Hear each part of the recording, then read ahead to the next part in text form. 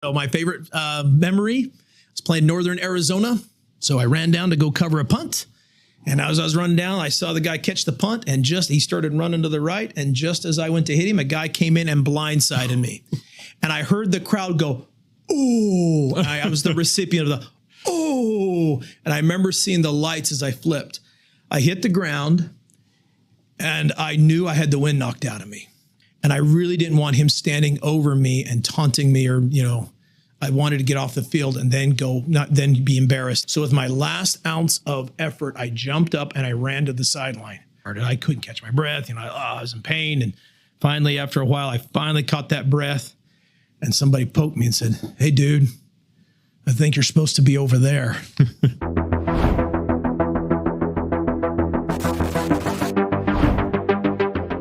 I'm Joe Seamantle, and welcome to Raven Conversations.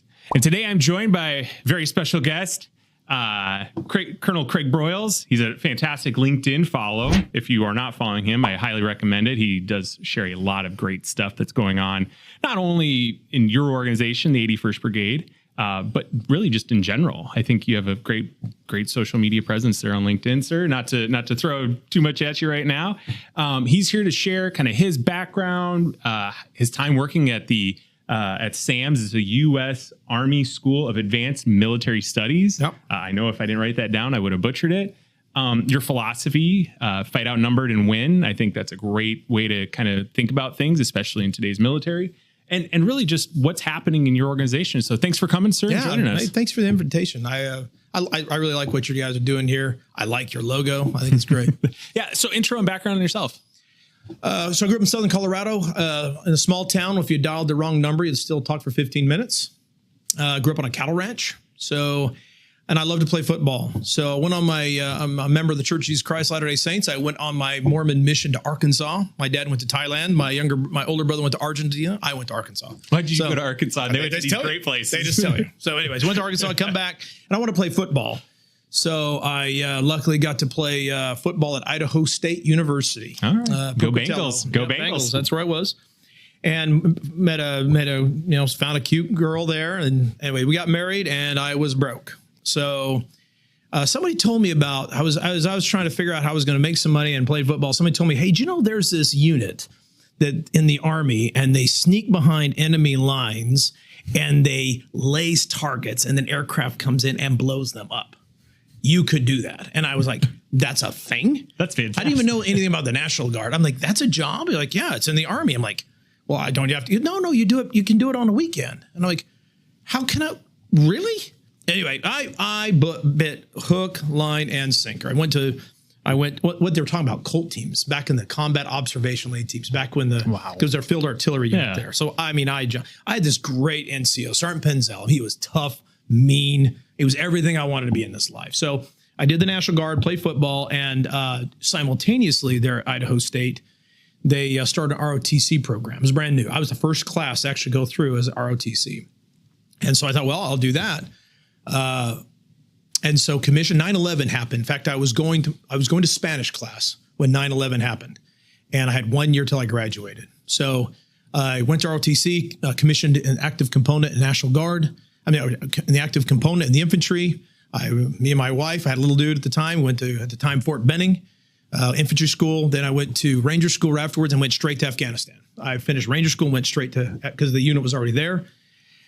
I went to Afghanistan, came back for a year, then went to Iraq. Again, this was with the 10th Mountain Division. And then Valerie and I decided to get off active duty. And at the time, who was hiring was the U.S. Border Patrol. So got on with the U.S. Border Patrol. I went to the southern border there in Casa Grande, just west of Tucson. Mm-hmm. I was on the dirt bike patrol. And also I got in on this small unit tactics for the Border Patrol, which was really probably one of the most formative experience. I spent several years teaching small unit tactics at the Border Patrol and really shaped how I think about things. While I was there, a good friend of mine got seriously wounded in Iraq, and I had a lot of guilt because I felt I should have been on that deployment too. And so I told Valerie, "Let's go back active duty." She goes, "Well, isn't there a National Guard unit here?" And it happened. There was a light infantry battalion there in Arizona, the 158. So I contacted them and they said, "Hey, do you have any work for an out-of-work ex-captain?" And they said, "We would." So I joined the National Guard again, went to command at Alpha Company there at HHC. And then the Border Patrol has a pretty cool unit called a Disrupt unit. And they kind of do a lot of, plainclothes kind of stuff. And I kept wanting to try to get into it, and I'd apply. And finally, I got accepted, but it was in Blaine, Washington. Mm-hmm. So Valerie and I did a transfer to Blaine, Washington. And then that's kind of where I got in with the 81st. So I went to the Command and General Staff College in Washington. This is where I got introduced to SAMs. So I was if you go to the Command and General Staff College, you have the thing they call the big blue bedroom. And because that's where everyone goes to sleep. It's all the majors go to listen to a lecture and they fall asleep. So I was in there, and they start out with bringing in people. Hey, there's a program you can do. You can get your master's degree here. You can do it, all that. And this one guy comes in, and just buzz cut and really uptight, and looked at the crowd, and he's like, "I'm the director for the School of Advanced Military Studies. I don't even know why I'm up here. Probably none of you have the academic ability to even get in my course. Most of you apply. Probably none of you will get in. But if you would want to apply, here's how to do it." And I remember bumping the guy next to me, goes, "What is SAMS?" And the guy's like, "That's a School of Advanced Military Studies, man." I'm like, "So?" I'm like, "Well, I'll apply for that." So I really kind of applied out of spite. Anyway, I don't even know how, because later on I did the enrollment. I mean, I was the one that interviewed people for applicants. I still can't believe I got accepted, but I got accepted. So spent a year at SAMS, and that was probably, SAMS is the best way to compare it is you watch The Wizard of Oz and you see behind the curtain. That's really what it is. I didn't even, it was like one of those things where you take the red pill and you tumble down the rabbit hole. I didn't even know that stuff existed. Like, you read a doctrine or you read military, I had no idea how little. I was ashamed of myself that I knew so little about my profession. And I became a fanatic. I wanted to learn about warfare. I want to learn about theory. I want to learn about I was ashamed of myself, how little I knew. Thankfully, after I left SAMS, you're supposed to do a utilization tour. And that's just when the Associate Unit Pilot Program with 7th Infantry Division across the road started.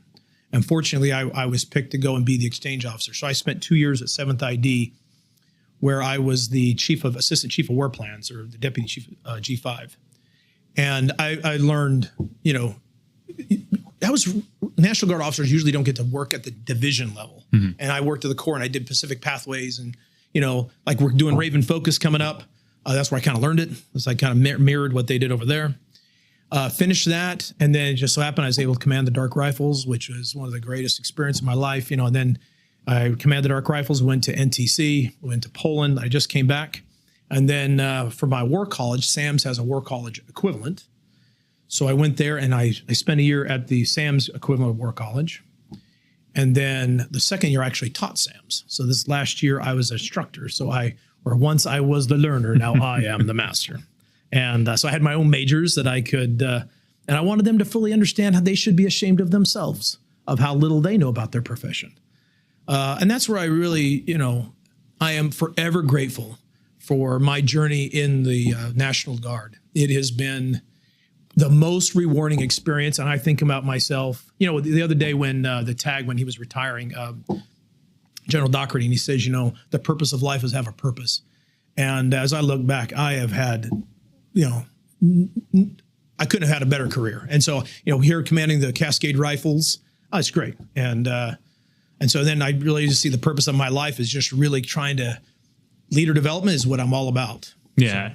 So you kind of gave us the answer for the question I'm going to ask, but what was that introduction to the Guard? It sounds like it was already like kind of laid in stone when you were like, "Hey, I need money for college." Yeah, well, and it was, I just got married, and my wife was trying to work to support me, and I was playing football, and my back, my cultural background growing up where it is, that just didn't sit well with me. My wife was supporting me and my football habit.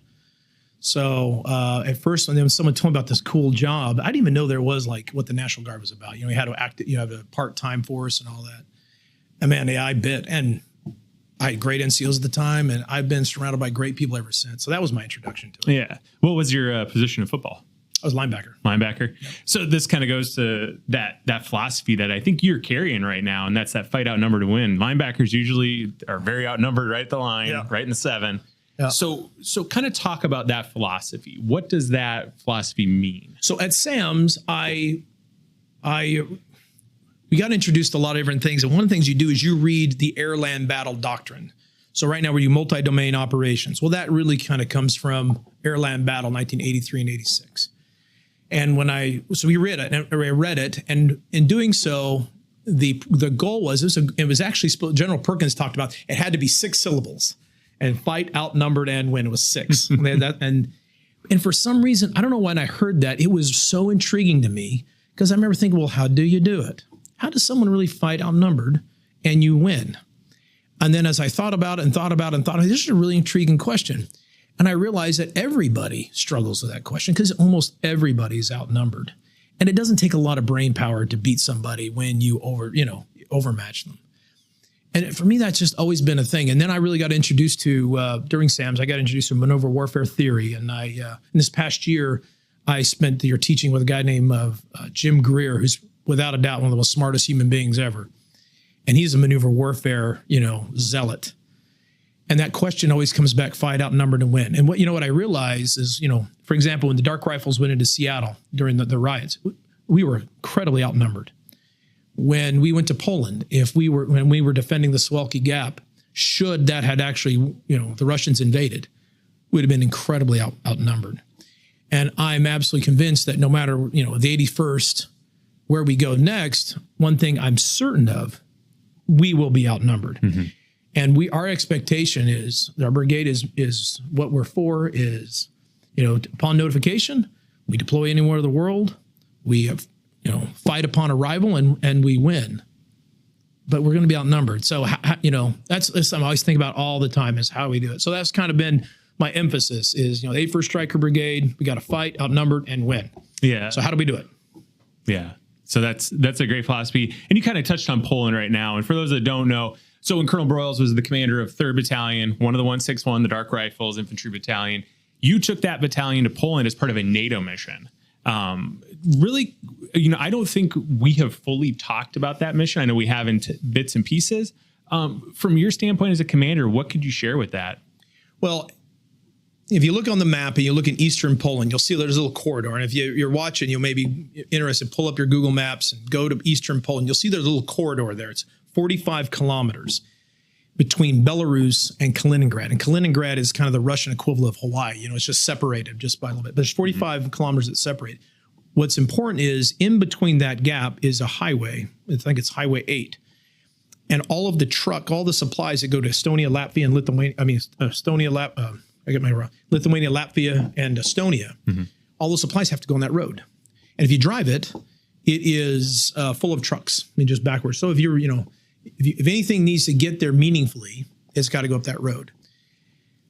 If Russia was to cut that gap, then all of those 3 NATO allies would wither because all of their supplies are now cut and they have to come up by the ocean or some other way. It would strangle them. Everyone's really sensitive of that.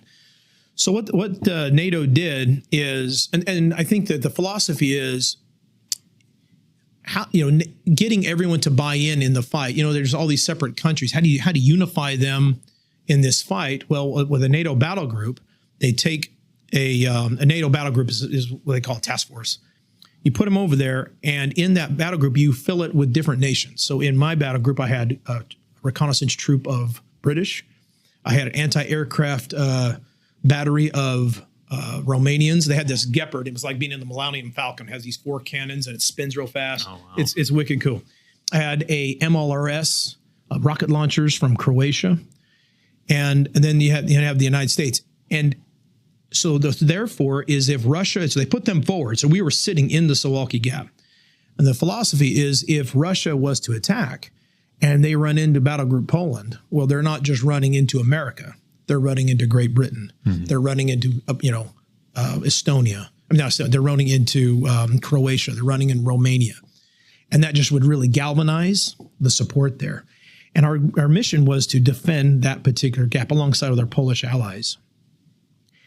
The thing that I think was really, there's many things I learned, but this one I thought was meaningfully is, when I grew up in the global war on terror, and the global war on terror, we were forward, we were in a lot of these towns, and because of the situation, you were at best, you look at the local population, you were always suspicious. You always had to be careful. You always had, every road you went down, you were waiting to get blown up or ambushed or something of that nature. And so our relationship with the locals was probably, it was a lot built on suspicion, and the FOBs are kind of situated to be, it had this attitude of it. And so I think that endures. And when I went to Poland, it took me a little bit to shake off that, one, the Poles are super pro-American. I mean, I've never seen so much American patriotism in the Poles. To see how unified they were with how close they were to their nation being, wiped off. And the civilian population were not just agnostic. They were super supportive. And that was really cool. And I think what people need to remember about warfighting is context is everything. In the future war, will the population help you? They might. Will they'll be supportive? They might. You know what I mean? And instead of always thinking the population's adversarial, we kind of built this whole kind of way of thinking that the population is not will never help you. They'll always hurt you. They'll harm you. And that's not always the case. And context is everything. Yeah. I mean, and those relationships are critically important, those NATO relationships. And you kind of speak firsthand about, it wasn't just Americans. It was British. It was Polish. It was German. It was everybody kind of coming together. Yeah. So that kind of also, we look at, we're outnumbered maybe, but when you kind of bring the whole together, we don't become outnumbered anymore. 100%. And, the Poles, they're good. I mean, they're really good. I think there's a kind of a habit, in America, we go to an exercise, we go to something and we kind of, say we're stronger together and we'll grab our ally and kind of put them in a chokehold. Let me show you how to do it kind of thing. I think it's our tendency. Not that it's bad, but I think it just comes from kind of where we've been. And we typically fight in kind of third world places. We've been to Somalia and you go to Iraq and Afghanistan where there's a lot of us in the front. You go to Poland, that's not that way. They're really good. Yeah. They're really professional and they really know what they're doing. And that was really cool to be around a force like that. Yeah. So then after that deployment, you had the chance to go back and teach at SAMS. Yep. I imagine that experience kind of helped in what you were teaching. Really, for those that don't know, how does one go about applying for SAMS? How do they get into it? And then what to expect? Well, so first, what SAMS is. So SAMS is the graduate level education to teach operational art. So then what is operational art? Mm-hmm. So somewhere down the line, someone decided that, America was great at tactics, but we're not very good at campaigning. So I like to use karate belts because I think it's an easy way to comprehend things. So a white belt, blue belt, and black belt. So the white belt of thinking about operational art is basically it is echelon specific. So corps fight operational art, combatant commands fight operational art, divisions, and now brigades have tactics. And then the Secretary of Defense, they would come up with a strategy. So you kind of it's the bridge, but you have strategy, and then you have operational art, and then you have tactics. Okay, well that's fascinating.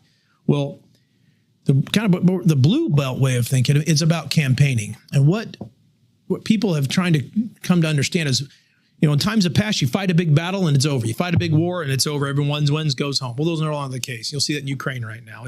There's lots of battles being fought, but it hasn't decided anything. So you got to think of it in terms of campaigning. Campaigns, the operational level of war wins wars. Mm-hmm. That's the campaign. Just like, here the Seattle Seahawks, they're going to want to have a set of campaign together to win the Super Bowl. So each game, if you think of a battle, well, sometimes you win, sometimes you lose. But there's more to that. Is how do you string together your wins? How do you do free agency? How do you manage your injuries? And there's all these things that kind of have this orchestra that has to happen to string everything together. And that campaign will get you to the Super Bowl. That's kind of the blue belt way of thinking of it. The black belt way of thinking of it is, post Vietnam, a lot of the generals were unhappy with the political meddling that was going on in warfare. And so there was an appetite. Could you ever have a political free realm to fight wars? Could that ever occur? And so what they've done, or I don't know, it's this kind of, like I said, I guess the expert way to think of it, the operational level war is supposed to be, is it truly? Probably not, but it's supposed to be like the realm where you win wars that is almost free from political meddling. So the politics and strategy are kind of involved. Then the generals get their realm to win the war in in the operational level, then the tactics is where you fight the battles. So what SAMS is in the 1980s, they realized they need to stand up a school to teach just how to plan for operational planning, how to teach a major to go to a corps, to go to combatant command, and to be a planner for campaigning. And they thought it took different skills than a tactician. Mm-hmm. So that's where SAMS comes from. And so in order to really do well at the operational level, you have to be a master tactician. So what they do at SAMS is they break it into kind of blocks. And so the first block, you learn all about theory. And we're not just talking war theory. We're talking about how people think, how you think. It goes early into sociology, a lot in philosophy, and a lot just different things of just how does humanity think. It's into biases. We read the book, about, you read tons of it. They call it the Book a Day Club. But they really expose you to how people think. Once you finish that, then you really go into, okay, U.S. Army doctrine. And how does the Army look at, and really what doctrine is, people get, I think in the force, there's a lot of doctrine anxiety. Especially with the National Guard officers, they don't like to read it. They don't apply it because their experience with it is some field grade just fillets them in front of everyone for misusing it. But what it means, basic it is theory is history, and you go into history. History is what happened. The theory is why it happened that way. And doctrine is, well, how do we get it right now? And that's really, so you really spend a lot of time going to doctrine, and in the history, they kind of show you how doctrine came about. You go back into like the Napoleonic times, you move up through, the Mexican War, you go up to the Civil War, and you actually do a staff ride. You go down to Vicksburg, and they show you how Grant strung together battles to win Vicksburg. And then you keep it kind of going, and then, with history, doctrine, then you get in design. And design really is the SAMS planner's weapon system. So, soldier has a machine gun, a SAMS planner has a design. And they teach design because your design is you create something that's needed that does not exist. So how do you create something that's needed that does not exist? And that's what a campaign is. So when a general says, hey, we need to win this war, you're creating something that doesn't exist. Yeah. And then finally you get into the future of warfare, and that's the course. Yeah. See, in that history piece, for any field grades that are listening to this and they haven't gone to ILE, you're going to ask yourself, why am I doing history? Why do I care about this? And I think you just gave the exact answer that our instructors gave us during ILE is this is why we do history, because you have to learn from what's been done in the past. And and what you'll realize is there are human tendencies. Now, things don't happen the same way. In fact, I keep telling all my officers, when you arrange a battle, the way I like to arrange, a phase of operation now is you have the preparation phase, you have the initiation phase, then you have the adaptation phase. And that gets this idea that every battle takes on a life of its own. And most of the time, people will always go back to what worked before. And if you understand that every battle will take on a life of its own, you have such an advantage. Now, but that doesn't say history is important. But what you'll find is humans have tendencies. Mm-hmm. They'll try to rerun the same thing. And if you are well educated and you really understand this, you'll understand tendencies. And I talked about when I taught small unit techs in the Border Patrol, this was meaningfully, probably the most meaningful way I think about fighting. Because when I taught tactics in the border, it was based on two agents who had gotten surrounded by some Mexican cartel, and they both got shot. And they were in a prolonged deadly force encounter, like 45 minutes in a gunfight, which is unique in law enforcement. Usually happen very fast, but this one was a long time. So the whole tactics course is trying to help Border Patrol agents learn how to survive and win in a prolonged deadly gunfight. And so I put together this program, and I taught it both in Arizona and Washington. And what I learned is people do the same thing almost every time. And I learned as I taught it, and we did a lot of scenario-based training, I've learned that when you get behind somebody, and when their focus is front, and you get behind somebody, they cognitively lose it. They come undone. I saw it over and over and over again. So bring that forward with history, you'll see that if you can identify the tendencies, you'll see that humans will do the same thing a lot of the time. Plus, you merge that with an understanding that every fight will take on a life of its own. Now you're getting how to fight outnumbered and win. Yeah. Because you have a distinct advantage over other people who don't know that. Yeah. Yeah, that's a fantastic message. And I appreciate you sharing kind of your philosophy on that one, sir. Kind of leads me to your new unit. You took over the brigade in June. You guys are currently in the cycle for XCTC. Talk about what is going on, what's going right now in the brigade, what's moving forward for the brigade look like. The brigade's going to the National Training Center in August of 2026. That's important because, it's the Super Bowl. One of the things I think happens is soldiers, they spend a lot of time shooting. They spend a lot of time, doing medical treatment. They do a lot of, individual skills, but they never see how it all fits together. And I think that is the great value of why soldiers go to the National Training Center. You will see how your ability to shoot, your ability to communicate, your ability to move, your ability, to treat soldiers, your ability to do maintenance. It's not just a standalone thing. It makes the entire machine work. And it's like when you spend all your time blocking and tackling, but you never watch the game. And when you see the whole game come together, it's great. And here's your opportunity to compete. And I love that it's competitive. So here's our opportunity to really fight as a brigade, to everyone's skills come together in a unified way. And we can, I call it the musicians from Mars, right? We're going to make war music, not noise. Now, to get there, you typically we have 2 years to get there. So the first year up, what we're getting toward is this July of 25, we're doing Raven Focus. So we're going to focus on getting Raven ready to go and win at the National Training Center. So what the National Guard Bureau pays is a scrimmage. So we get one scrimmage, get ready. That's going to be our annual training in July. It'll be in Yakima, and we're going to treat it just like NTC.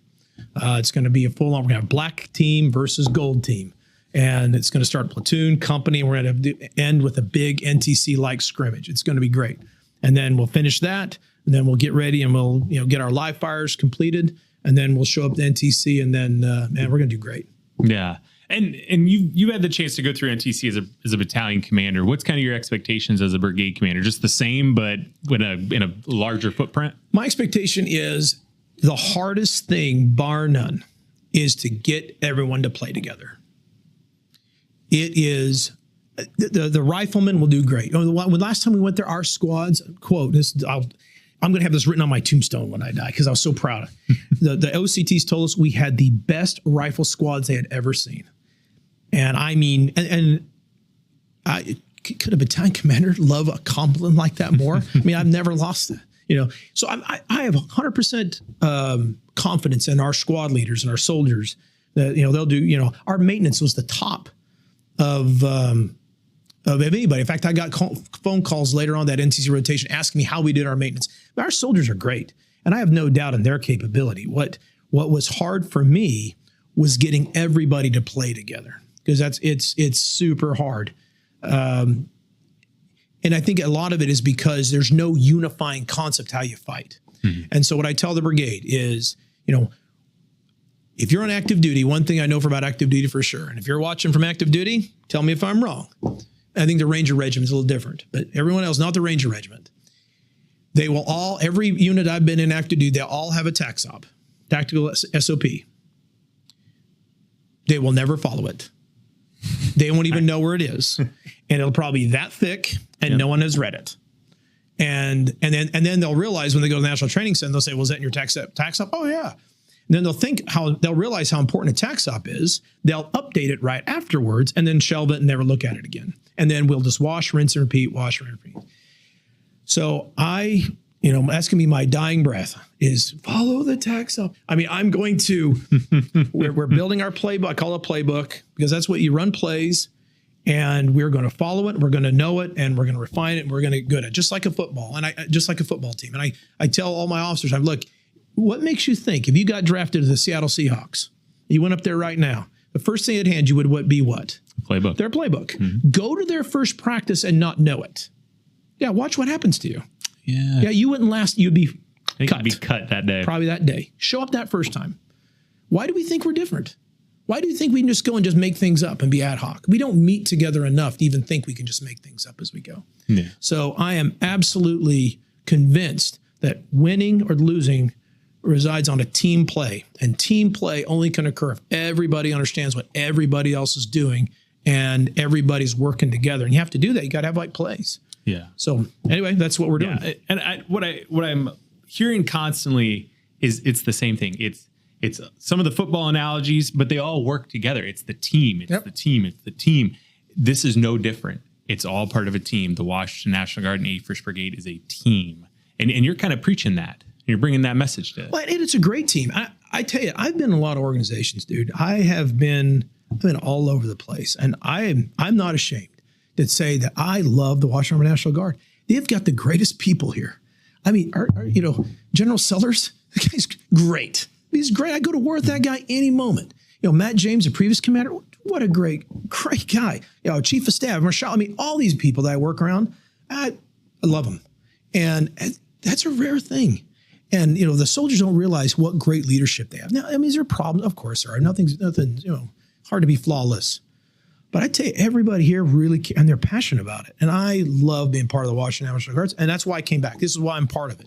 And that's why your son's here now too. And my son is, yeah. My son joined the Washington National Guard. He's an infantryman in 3rd Battalion. He's actually down there teaching pre-ranger at Fort Moore. And I love that he's part of it because I like the people around here. It's a winning team.